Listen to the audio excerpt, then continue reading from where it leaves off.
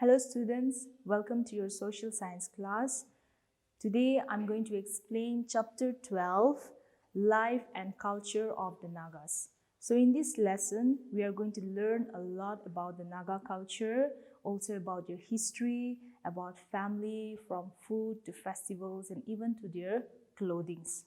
So the subtopics that I'm going to explain are Nagaland, a detailed description about the Nagaland, then followed by the origin, how the Nagas came into being, from where they have migrated, from which place they have took all the cultures and practices. And I'm going to explain about the family and the food and dress of the Naga culture. So let me begin with Nagaland. So in India, we have 28 states and 9 union territories. So Nagaland also falls in that state. So Nagaland is the 16th state of India, and the total square kilometer of Nagaland is 16,579. So in Nagaland, according to 2011 census, the population was 19,80,602. So, but initially the Nagas, they started their life through villages, and their lifestyle was completely different. But with the passing of time, with the phase of time, the families have become bigger, and some of the families have even shifted to the cities and towns. Like we see that the families have shifted to Kohima, some of them have shifted to Dimapur. Why they have shifted is because some of them are looking for jobs, while as some of them had to shift because of education. So in Nagaland, regarding the location of Nagaland, Nagaland is located towards the northeastern part of India. So if you see an India map, you will find Nagaland towards the northeastern states. And the neighboring states of Nagaland are Manipur, Arunachal Pradesh, Meghalaya, Mizoram. So all these are the neighboring states of Nagaland, and Nagaland stands in the middle.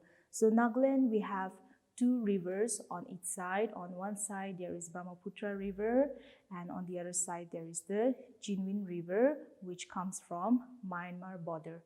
So in Nagaland we have 11 districts. It is divided into 11 districts, and in these 11 districts there are 16 recognized tribes. So some of the major tribes are Ao Nagas, Angami Nagas, Sema Nagas, and the Lotha Nagas, whereas we also have more Nagas on different, we also have Nagas who live on the other states of India. Like for example, some of the Nagas, they live towards Manipur, some of the Nagas also live towards Assam, some of them towards the border of Myanmar, and even towards Arunachal Pradesh. So that is the history about the Nagaland. Now let me explain to you about the origin of the Nagas.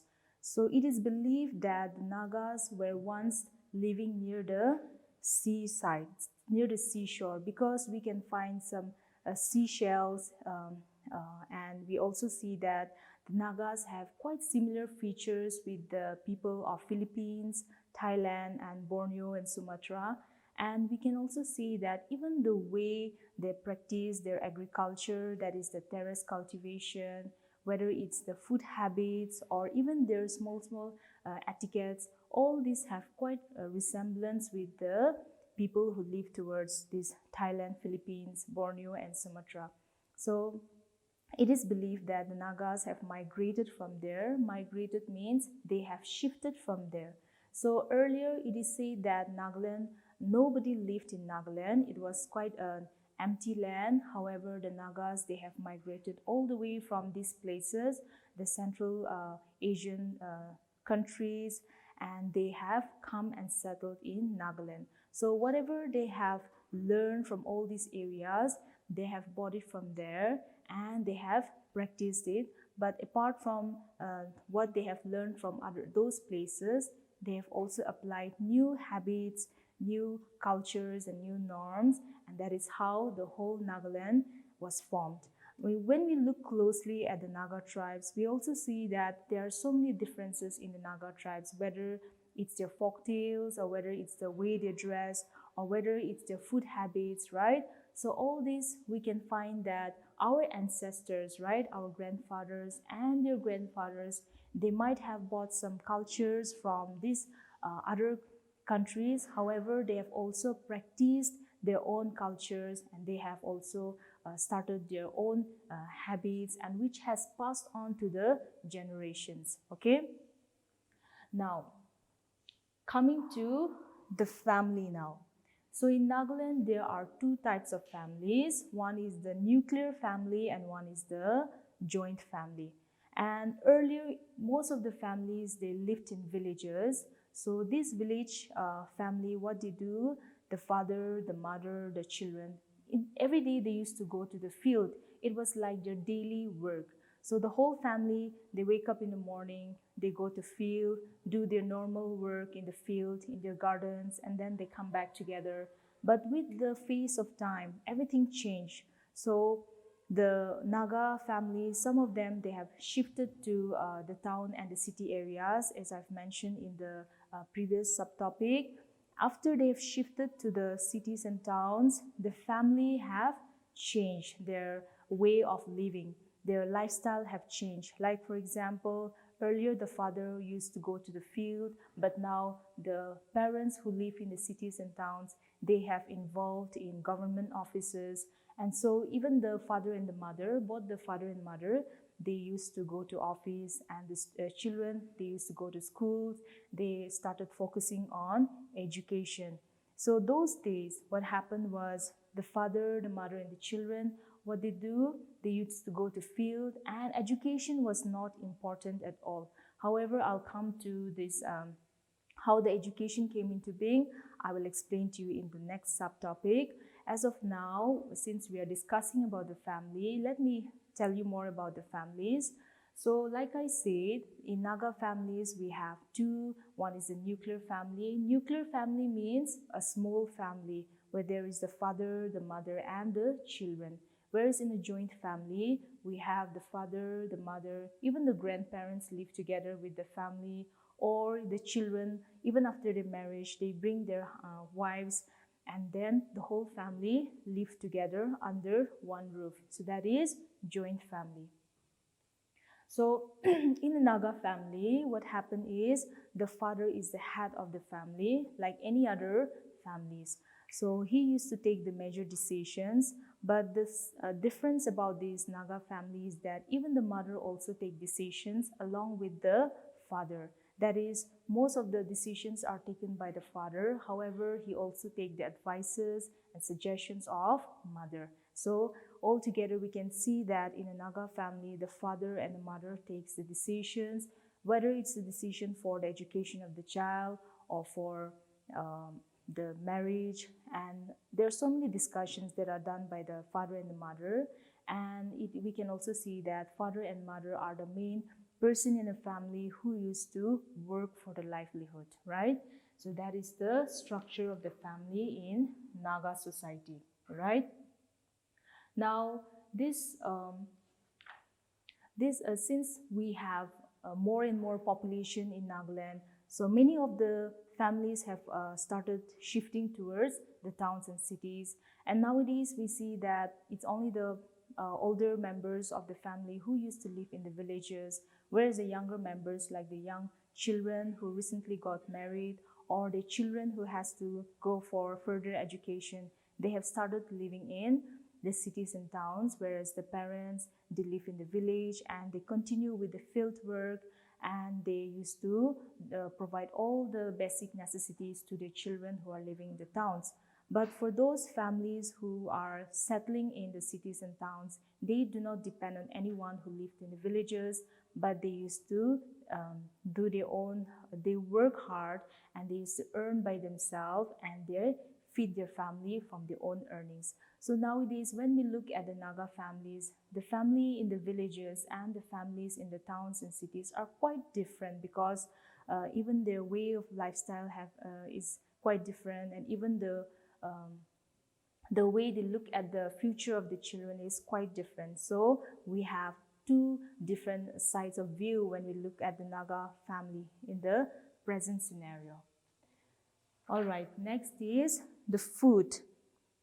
So coming to the food, we see that in Naga family, the family mostly go for rice. So rice is the staple food of the Naga people. So when we go to the kitchen, we see that every day our curry changes. We cook different dishes in the morning and different dishes in the evening. However, the main food item that we see in our daily life from morning to evening is rice, right? So rice is the staple food of Nagaland.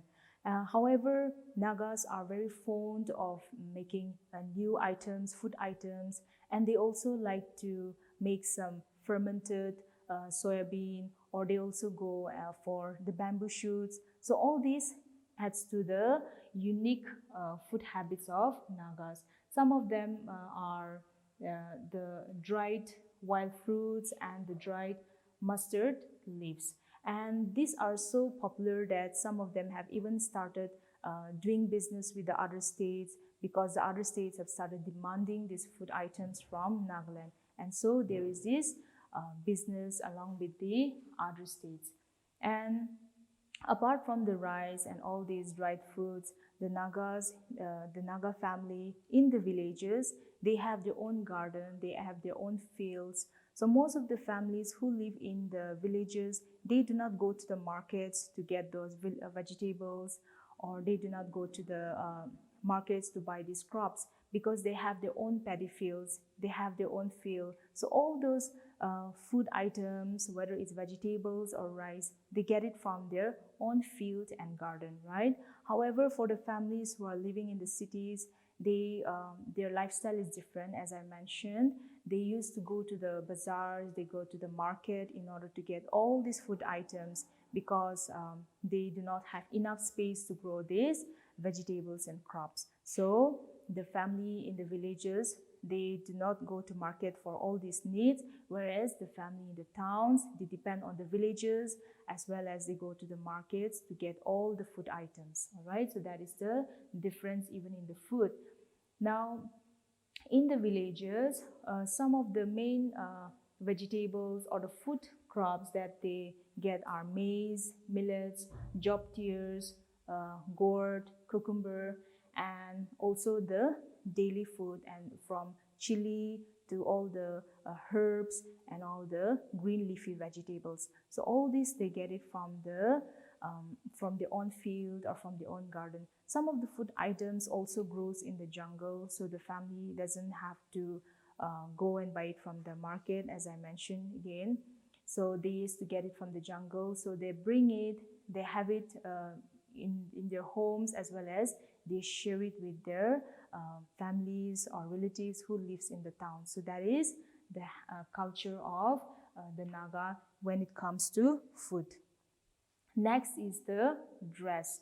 So the Nagas, as I mentioned earlier, the Nagas have 16 tribes, and all these 16 tribes have unique cultures. They have unique way of dressing and way of using those ornaments. So what happens is, when we look at the Naga tribes, we can identify, we can make out from which tribe or from which village they are from, because they have all these unique patterns and designs in their clothes that make them unique.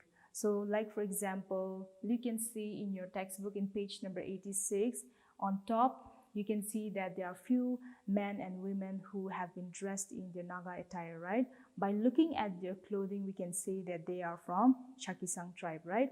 So similarly, when you go to page number 87, just above the festival, there is an image, and there are some men who are carrying spears and shields. So we can make out that they are from the Konyak tribes. So likewise, the dress of the Naga people are so unique, and they all have different colors and patterns. So by looking at these colors and patterns, we can find out from which tribe, from which village they are, or from which community they are, right?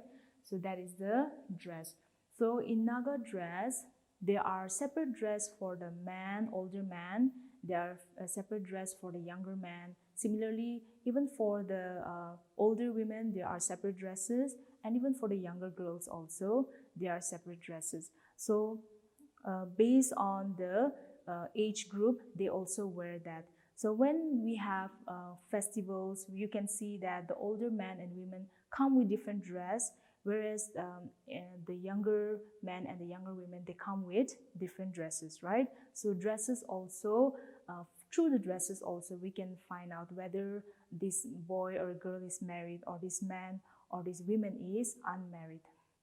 So that is the dress. So apart from only the dress, we Nagas are very fond of wearing all those ornaments, and these ornaments are not made from the metals like gold and silver, but they are made from ivory, they are made from bones, and they are made from seashells, copper and brass, and some of them they are made, and most of the dresses of the Nagas are made by hands. Okay, they are hand woven clothes. All right, so these dresses, they have different patterns, and all these are designed by hands, so it adds to the beauty of the Naga culture. Right, so this, as I said, every tribe is identified by their distinct shawls, by their mekhalas and their traditional ornaments. Like for example, when we look at the Naga women, just by looking at the way they are wearing their headgears or their earrings, we can make out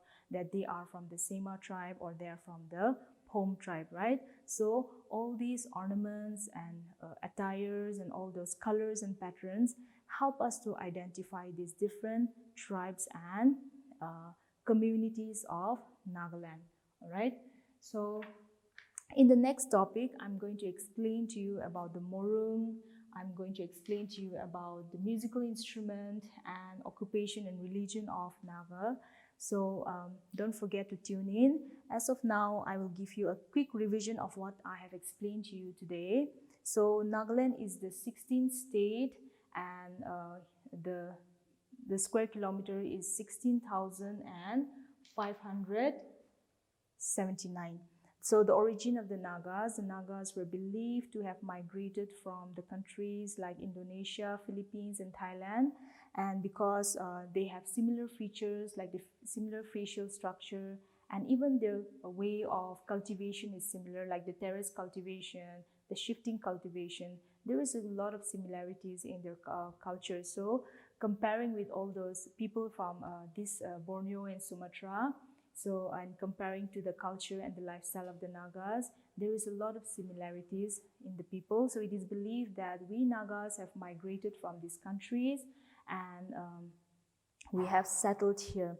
So coming to the family, I've explained to you about the family in the villages and the family in the towns, how they differ from one another, and why this family and the lifestyles have changed, because most family have started looking for jobs and looking for better education, so they have shifted to the main towns and cities. And coming to the food, I've explained to you about the main food items like the bamboo shoots, like the fermented soya beans, right? All this comes under the food items. And coming to the dress, we can identify these Naga tribes and the community based on the patterns, colors, and the way they wear their dresses. All right, so that's all for this class. Don't forget to tune in. Thank you so much.